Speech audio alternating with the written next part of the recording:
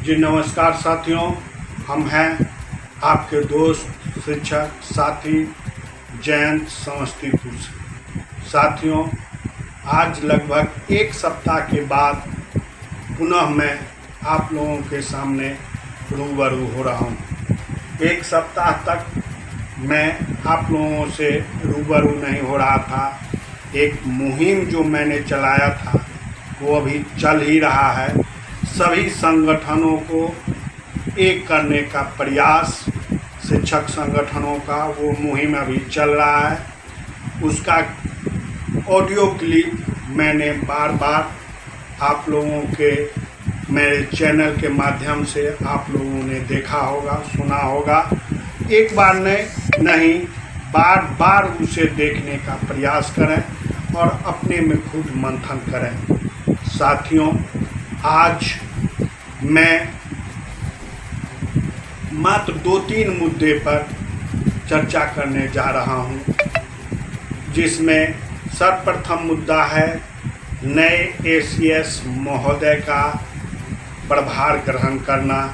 दूसरा मुद्दा सक्षमता तृतीय की परीक्षा परिणाम घोषित। और तीसरा मुद्दा टीईटी सर्वोच्च न्यायालय के द्वारा जो टीईटी अन्य राज्यों के संबंध में दी गई है, परंतु हमारे बिहार के कई शिक्षक साथी ये सुन के अचंभित हैं, नहीं कहा जाए उसे, व्यग्र हैं जो अब क्या होगा। तो साथियों, मैं सर्वप्रथम डॉक्टर बी राजेंद्र साहब जो सामान्य प्रशासन विभाग के भी पदभार संभाल रहे हैं, कई विभागों के प्रभार संभालते हुए हमारे शिक्षा विभाग के भी प्रभार में आए हैं, एसीएस डॉक्टर बी राजेंद्र। इनके संबंध में बहुत सारी जानकारियां आप लोगों ने अवश्य सुना होगा, परंतु साथियों मैं एक अलग बात उनके संबंध में बताना चाहता हूं। जो कल की मीटिंग में उन्होंने जो किया वो काबिले तारीफ। उनकी मीटिंग 4 बजे प्रारंभ हुई और समय दिया हुआ था 4 बजे से लेके 4:45 तक, और सही 4 बजे प्रारंभ होना और 4:45 में समाप्त हो जाना मीटिंग। उनकी यह समयबद्धता प्रदर्शित कर रही है। साथियों, आप लोगों ने निवर्तमान एसीएस महोदय जून 23 से लेके सितंबर 25 तक, 30 अगस्त 25 तक के सभी तीनों महान एसीएस महोदय को देखा, जिसमें सर्वप्रथम जून 23 में हमारे के पाठक महोदय थे। उनके जाने के बाद डॉक्टर एस सिद्धार्थ महोदय थे। अभी वर्तमान में ये डॉक्टर बी राजेंद्र साहब हैं। ये हमारे बिहार राज्य के कई जिलों में जिला समाहर्ता, कलेक्टर के रूप में, डीएम के रूप में कार्य कर चुके हैं। इनकी बहुत सारी प्रशंसा कई जिलों की हो रही है। साथियों, सबसे बड़ी प्रशंसा इन्होंने जो कल बैठक की, प्रथम बैठक की, और उस प्रथम बैठक में शिक्षा विभाग में मात्र 5 विषयों पर उन्होंने चर्चा की, और वो भी 45 मिनटों में। वह बहुत ही काबिल तारीफ है उनकी द्वारा की गई बैठक। साथियों, सर्वप्रथम उनकी बैठक में सर्वप्रथम शिक्षकों का 100 समय वेतन भुगतान, ये शिक्षकों के वेतन भुगतान संबंधी उन्होंने स्पष्ट आदेश कर दिया है कि 5 तारीख से पहले हर स्थिति में आप जिला के शिक्षा पदाधिकारी के द्वारा वेतन भुगतान सभी शिक्षकों के हर स्थिति में कर देना है। दूसरा मुख्य था डीबीटी ट्रांसफ़र छात्रों का राशि, प्रोत्साहन राशि जो दी जाती है उस संबंध में उन्होंने चर्चा की। तीसरा, सिविल वर्क, विद्यालय में सिविल वर्क का जो हुआ है उस पर गहन जांच, ये इन सारी चीज़ों पर। पांचवा और अंतिम था इनका ट्रांसफ़र, और ट्रांसफ़र पर, शिक्षकों के ट्रांसफ़र पर स्पष्ट उन्होंने कह दिया कि जिला में जो गठित कमेटी है उन गठित कमेटियों के माध्यम से ही शिक्षकों का हस्तांतरण किया जाएगा, इसके इधर कुछ नहीं किया जाएगा। साथियों, अब हम लोगों को यह देखना है कि वर्तमान एसीएस महोदय नियोजित शिक्षकों के लिए और शिक्षकों के लिए कौन कौन सी नई सौगात लेके आ रहे हैं। साथियों, इनके सामने प्रशिक्षण संबंधी कुछ मुद्दाएं हैं, उसके अलावा प्रमोशन संबंधी कुछ मुद्दाएं हैं। इन सारी मुद्दाओं पर वे यथाशीघ्र ध्यान देंगे। प्रशिक्षण संबंधी मुद्दाओं में जो प्रशिक्षण संबंधी मुद्दाओं में जो बीएड ग्रेड से हमारे कुछ नियोजित शिक्षक 2022 में नियोजन के छठे चरण में हुए थे बहाल, वो और जो कुछ साथी हमारे सक्षमता पास करके गए हैं उन लोगों का प्रशिक्षण संवर्धन कोर्स पूर्ण कराना, और सबसे बड़ी अहमियत नियोजित शिक्षकों का प्रमोशन संबंधी, इस पर वो जरूर निश्चित रूप से गंभीर रूप से विचार करेंगे। साथियों, दूसरे मुद्दे की चर्चा में हम कर रहे हैं सक्षमता तृतीय का परीक्षा परिणाम घोषित। साथियों, सरकार के द्वारा जो बतलाई जा रही है आंकड़ा, और सरकार ने बार बार कही जो ये मामूली परीक्षा है, आखिर मामूली परीक्षा थी सक्षमता, तो 24,000 कुछ शिक्षक अभ्यर्थियों ने फॉर्म भरा और मात्र 7,000 कुछ की संख्या में हमारे शिक्षकों ने पास किया, तो ये कैसी मामूली परीक्षा है।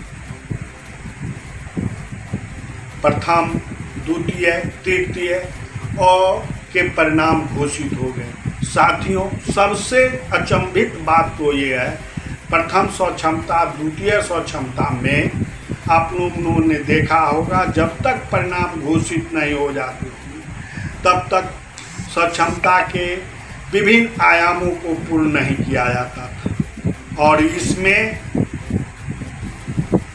आंसर की आउट होने के बाद ही स्वक्षमता तृतीय के जो प्रथम चरण है थंब इम्प्रेशन, वो पूर्ण कराया गया, और उसके पूर्ण होने के बाद आज परीक्षा परिणाम घोषित की गई।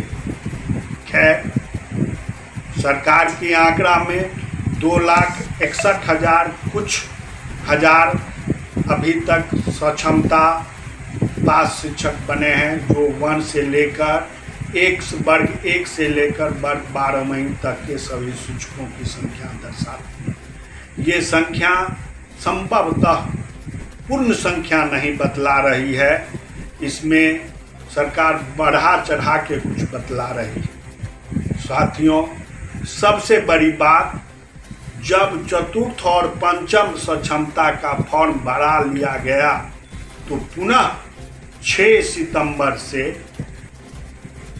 स्वक्षमता चतुर्थ का फॉर्म भरने की तिथि घोषित करना कहाँ का औचित्य है। ये अब इस पे विशेष चर्चा करना साथियों शायद अच्छी बात नहीं। आप लोग देख रहे हैं ये इन प्रकार सरकार स्वक्षमता में की संख्या बढ़ाने में लगी हुई। निश्चित रूप से कुछ न कुछ कारण निश्चित होगा। अभी भी हमारे नियोजित शिक्षक साथी समझे, जो सरकार इन प्रकार स्वक्षमता परीक्षा पर जोर क्यों दे रही, जोर देने का कारण क्या है। अगर हमें पूर्ण राजकर्मी ये बनाते हैं स्वक्षमता परीक्षा देकर, तो इस पर बार बार जोर देने का कारण क्या है? एक बार जब सरकार बोल ही दी, जो चतुर्थ और पंचम का फॉर्म एक साथ ही भरवा रहे हैं, पुनः चतुर्थ का फॉर्म भरने की तिथि और परीक्षा की तिथि भी घोषित आज आनंद किशोर जी के द्वारा किया गया। ये क्या है? इस पर समझने का प्रयास करें साथियों। तीसरी मुद्दा, माननीय सर्वोच्च न्यायालय के द्वारा ये टीईटी परीक्षा के संबंध में जो अफवाहें बिहार में फैलाई जा रही है बिहार के शिक्षकों के द्वारा, तो साथियों आप लोग नियोजित शिक्षक ये गांठ बांध लें, जो किसी भी प्रकार के नियोजित शिक्षकों के लिए कोई समस्या नहीं है टीईटी देने संबंधी। हाँ, एक बात ध्रुव सत्य है, हो सकता है कि यह नियम प्रधानाध्यापक, STHM और हमारे जो विशिष्ट शिक्षक साथियों बने हैं उन पर उपयोग किया जा सकता है, उसकी भी कोई गारंटी नहीं है। लेकिन कारण एक बन रहा है न्यू योगदान की तिथि, क्योंकि 2009 में जब ये RT एक्ट लागू हुआ उस समय माननीय न्यायालय और सरकार के द्वारा यह विचार विमर्श किया जा रहा था और पूर्णतः विचार विमर्श के बाद ही कि 2009 के बाद जो भी शिक्षक बहाली होंगे, शिक्षक बहाली होगी, उसमें टीईटी की अनिवार्यता रहेगी। परंतु 2009 से पहले 10 से पहले जो भी शिक्षक बहाल हुए हैं उन्हें टीईटी देने की कोई बात नहीं है। इसलिए संशय बन रहा है कि 2010 के बाद जो भी शिक्षक न्यू अपॉइंटमेंट हैं वो कहीं ना कहीं ये टीईटी की परीक्षा के दायरे में आ सकते हैं। ये भी पूर्ण विश्वास के साथ नहीं कहा जा सकता है, लेकिन संशय है।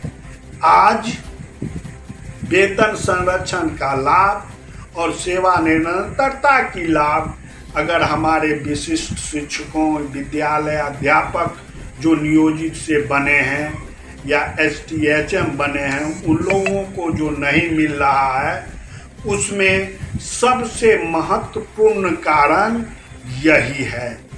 अगर सरकार सेवा निरंतरता दे देती है या वेतन संरक्षण की लाभ दे देती है, तो इस मुद्दे से हमारे नियोजित शिक्षक से जो विशिष्ट शिक्षक बने हैं या विद्यालय अध्यापक बने हैं या STHM जो साथी बने हैं वो बच सकते हैं। तो इसीलिए संभावना अत्यधिक बन रही है, उन शिक्षकों पर बन रही है, परंतु हमारे जो नियोजित शिक्षक साथी हैं बचे हुए, वो निश्चिंत रहें।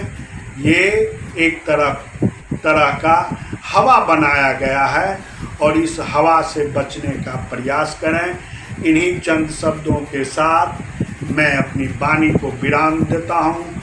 फिर मिलेंगे। जय नियोजित, तय नियोजित, जय बिहार। धन्यवाद।